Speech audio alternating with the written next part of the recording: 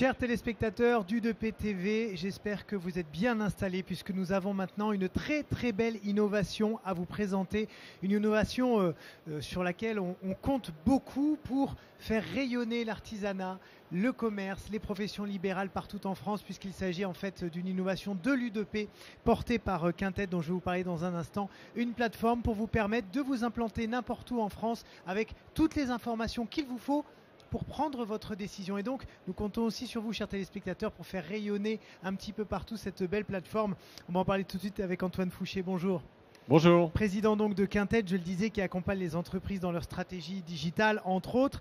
Et vous êtes donc à l'origine de cette plateforme de service 100% gratuite, il faut bien le dire, www.créer-reprendre.u2p-france.fr, qui a été présenté le 28 septembre dernier lors des rencontres de l'U2P. Peut-être un petit mot d'introduction pour nous dire de quelle manière tout ça s'est fait. L'idée, elle est d'abord partie d'un constat qui est que depuis 20 ans, c'est peu connu, mais depuis 20 ans, la première création d'emplois en France, c'est pas les fonctionnaires, c'est pas les CDI, c'est pas les CDD, c'est même pas l'apprentissage, malgré le triplement du nombre d'apprentis, c'est les indépendants. Les indépendants, c'est la première création d'emplois en France. Et donc, on s'est dit qu'il y avait un potentiel qui était très fort. Mais on sait aussi par les sondages, par les discussions, par les remontées des fédérations de l'U2P, qu'il y a beaucoup de personnes qui voudraient se lancer, mais qui renoncent.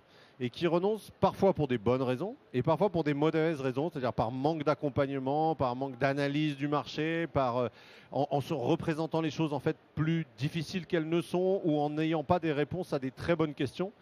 Et donc on s'est dit, est-ce qu'on ne peut pas construire avec l'U2P, avec ces fédérations, une plateforme gratuite qui essaye de répondre à la première série de questions que tout le monde se pose quand on veut créer ou reprendre une boîte. Et on essaye de faire le tour à 360 degrés, c'est-à-dire pas seulement les questions business, de rémunération, de statut juridique, mais les questions perso aussi, parce que l'indépendance, c'est un choix de vie, c'est un choix professionnel, mais c'est aussi un choix de vie. Et donc, les écoles pour les enfants, les loisirs, le transport, enfin toutes les questions qu'on se pose quand on s'installe à un endroit. Alors vous allez justement nous montrer un petit peu cette plateforme, la façon dont elle fonctionne. Il y a 96 métiers qui sont référencés et donc boucher, charcutier, boulanger, etc. On va peut-être maintenant se focaliser sur les libéraux et les infirmiers pour notre exemple. Exactement, donc 96 métiers dans les 37 000 communes de France où vous pouvez avoir une analyse de marché et une analyse de l'environnement social, économique, culturel, de transport que la plateforme vous présente. Alors effectivement, je vous propose de prendre un exemple concret parce que c'est la meilleure manière de faire. Et de regarder ce qui se passe pour un projet de devenir infirmier. Ça tombe bien parce qu'on manque beaucoup d'infirmiers et d'infirmières dans notre pays. Donc je sélectionne sur les 96 métiers, c'est un menu déroulant. Pour l'instant, il y en a une quarantaine. Les 96 sont en place au mois de mars prochain. Et puis à droite, j'ai en menu déroulant les 37 000 communes de France. Et là, je vous propose de vous emmener chez moi.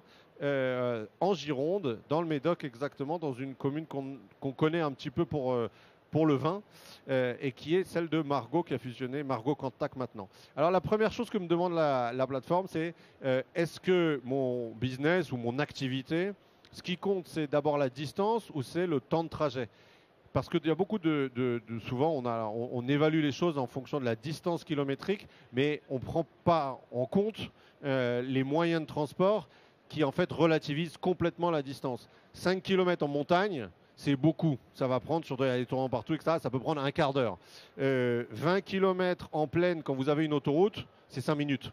Et donc, c'est ça qui compte. Et donc, la plateforme, à la fois propose une évaluation de la zone de chalandise, la zone d'activité, ou en distance, ou en temps de trajet. Là, la profession d'infirmier, on sait qu'on passe beaucoup de temps dans sa voiture. On va démarcher, on va voir les patients. Donc, ce qui compte, c'est le temps de trajet. Et on peut dire, bon, bah voilà, je suis une infirmière ou une infirmier qui n'a pas envie de passer trop de temps. Et donc, je me dis, je cherche autour de 30 minutes, pas plus. Et donc, je passe à l'étape suivante, qui est la première analyse de marché que la plateforme va permettre. Et alors, évidemment, comme la plateforme a été construite avec les professionnels, les fédérations professionnelles de chaque métier, elle donne, même si on ne se pose pas la question, les bonnes questions à se poser et avec les réponses. Et là, ce que j'apprends, normalement, peut-être que je le sais si j'ai déjà commencé les démarches avant, mais c'est que quand je suis infirmier, je ne peux pas m'implanter n'importe où, parce qu'il y a un zonage, une réglementation, et que l'ARS, qui est l'autorité de régulation de la santé, l'agence de régulation de la santé, dans chacune des régions, autorise ou pas à s'implanter dans une zone en fonction du nombre déjà d'infirmiers libéraux qui sont implantés. Et là, pas de bol pour moi, il se trouve que dans la zone de Margaux, c'est déjà une zone qui est surdotée, et donc je ne peux pas m'implanter. Maintenant, ce qui est intéressant par rapport à la plateforme, c'est que si vous allez si vous avez l'information brute comme ça, vous dites bon bah voilà, bah tant pis, je vais faire autre chose. Non, la plateforme, elle va plus loin, c'est-à-dire qu'elle permet par le zonage, en dézoomant, de se dire ok, je ne peux pas aller à Margaux, mais est-ce que je peux aller dans les environs?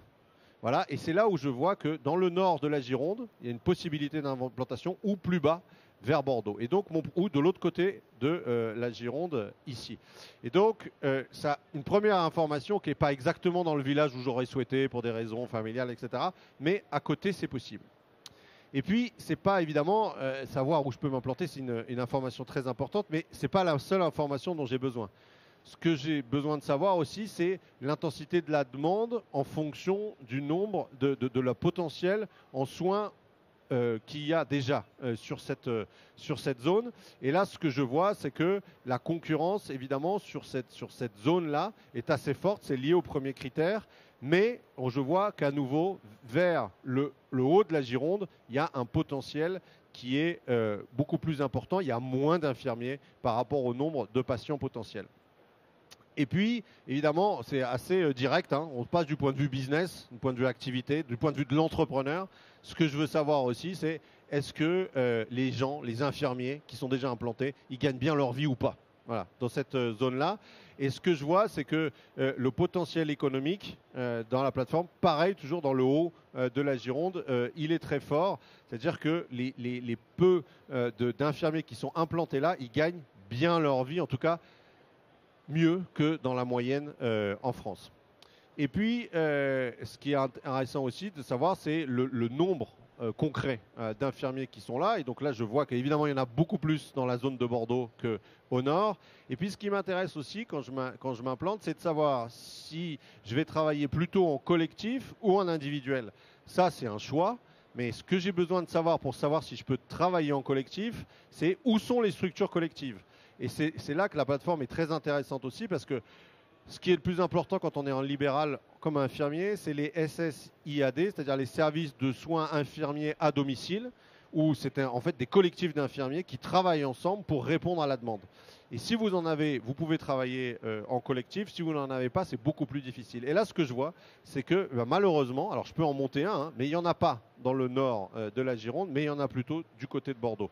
Et donc ça affine un peu mon projet déjà, grâce à ça. Je vois que dans le nord de la Gironde, à Margaux, c'est pas possible. Dans le nord de la Gironde, ça sera plus intéressant et financièrement et en termes de potentiel. Ceci étant, si je veux travailler en collectif, il faut que je monte ma propre structure avec d'autres collègues, mais elle n'existe pas à ce stade. Voilà le premier type d'information qui permet de me renseigner sur, à l'échelle d'un département, les avantages et les inconvénients de chaque territoire. Et puis, comme je vous l'avais dit, quand on se lance comme indépendant, c'est pas qu'un projet professionnel, c'est aussi un projet de vie. Il y a des personnes, beaucoup, qui ont des enfants, notamment quand on a une activité. Et donc, ce que j'ai envie de savoir, c'est est-ce que là où je veux m'implanter, il y a des écoles pour mes enfants. Et donc, la plateforme, là aussi, va donner tous ces renseignements. Donc, je sélectionne enseignement du premier degré. On va dire que mes enfants sont âgés et qu'ils vont, par exemple, à l'école élémentaire. Enfin, ils sont pas encore ils vont pas encore au collège. Je vais à l'école élémentaire et donc la plateforme va tout de suite me dire où sont les écoles élémentaires qu'il y a dans la région où j'envisage de m'implanter. Et je vois que, bonne nouvelle, il y a quand même une école élémentaire à peu près dans n'importe quel village qui sont à 30 minutes autour de Margaux. Mais l'école, c'est un exemple. Je vais prendre un deuxième exemple très rapidement qui est, par exemple, les loisirs, la culture, parce que c'est aussi intéressant de savoir quand on s'implante où est-ce que sont les équipements culturels. Et donc, pour prendre un exemple qui est les cinémas. Voilà, il se trouve que je viens de Paris, j'ai envie de continuer à aller souvent au cinéma, même si je vais en zone rurale. Et donc, je vais pouvoir sélectionner pour les 37 000 communes de France où sont les cinémas à proximité de mon lieu d'implantation potentielle. Et là, ce que je vois sur les cinémas, c'est que, eh bien, Margaux, c'était là. J'ai un cinéma un peu au nord, qui est en l'occurrence à Pauillac, et puis j'ai d'autres cinémas qui sont plus bas, ici, qui sont vers Parampuire, vers Blanquefort, Aésine, etc. Et la conclusion de ça, c'est que si je veux aller au cinéma, il va falloir que je prenne ma voiture, mais j'en ai quand même, j'ai pas besoin d'aller à Bordeaux pour pouvoir aller au cinéma.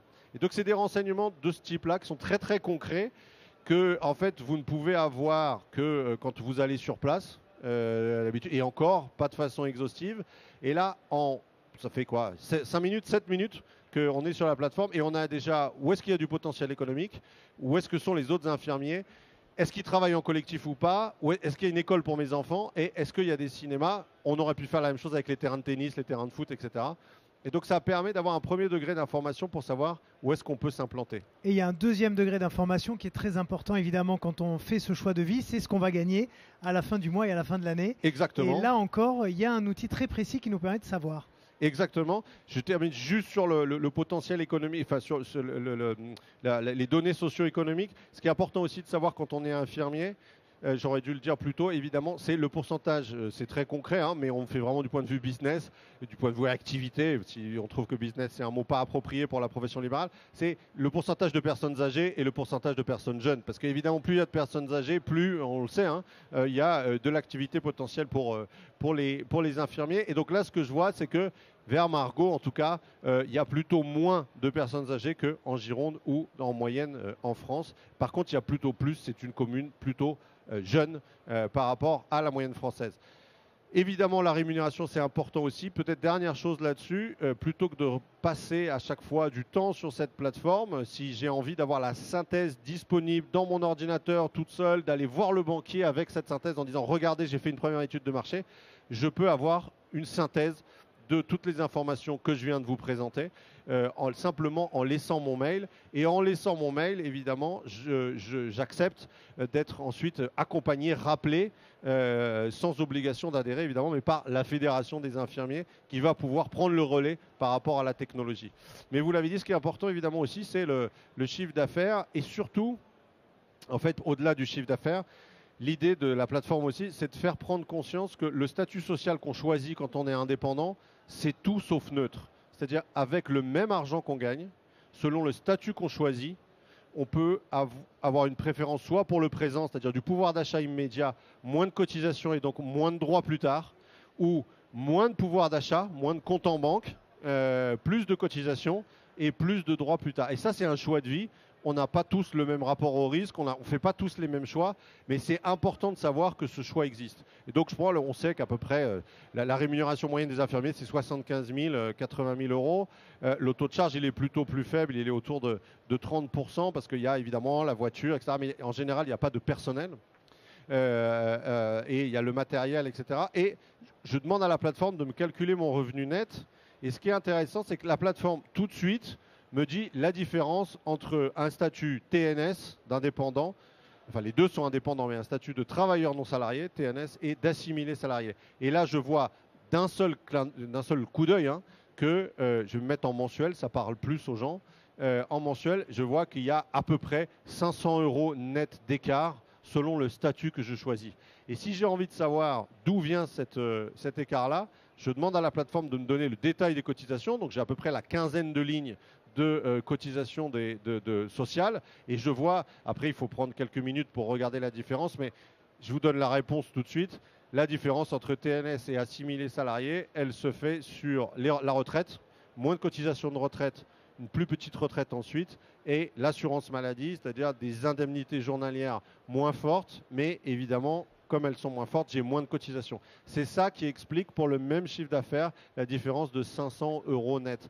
Et en fait, ce sont des premières informations comme ça qui sont, je pense, qui sont les questions qu'on se pose ou qu'on doit se poser quand on se lance, quand on crée ou quand on reprend une activité, et qui, à ce stade, à notre connaissance, n'est pas de façon aussi intuitive et pensée user-centric, comme on dit en bon français, pour ceux qui se lancent.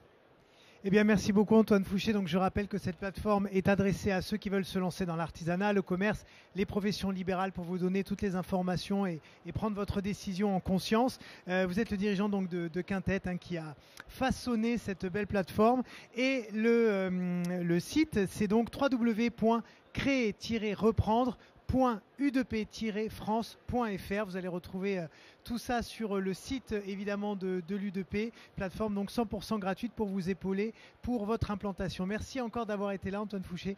Merci et à vous. à très bientôt.